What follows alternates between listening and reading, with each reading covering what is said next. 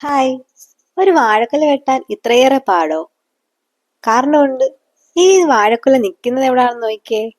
നമ്മുടെ വാട്ടർ ടാങ്കിന്റെ തൊട്ടടുത്താണ് ഈ വാഴ നിൽക്കുന്നത്. അതുകൊണ്ട് തന്നെ ടാങ്കിലോട്ട് ഇത് മറിഞ്ഞു വീഴാൻ ചാൻസ് ഉള്ളത് കൊണ്ടാണ് ഇത് നമ്മൾ കയറൊക്കെ ഇട്ട് വെട്ടാൻ ഒരുങ്ങുന്നത്. ഇത് വാഴ വെട്ടുന്നത് നമ്മുടെ സ്വന്തം മാമനാണ്. മാമനാണ് അല്ലെങ്കിൽ ഇങ്ങനെയുള്ള കാര്യങ്ങൾക്കൊക്കെ കറക്റ്റ് പേഴ്സൺ. പിന്നെ ഋതു നമ്മുടെ കൂടെ തന്നെയുണ്ട്. അവന് ഏത് പണിക്കാണെങ്കിലും അവനിങ്ങനെ കൂടെ നിന്നോളും. അതാണ് അവന്റെ ഇഷ്ടം.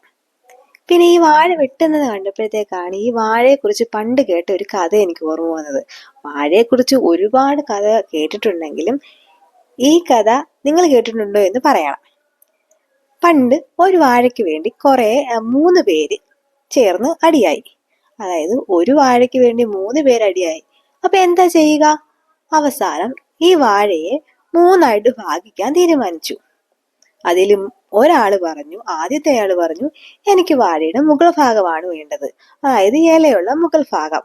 അതിലാണല്ലോ വാഴക്കൊല വരുന്നത്, അതുകൊണ്ട് എനിക്ക് ആ ഭാഗം മതി.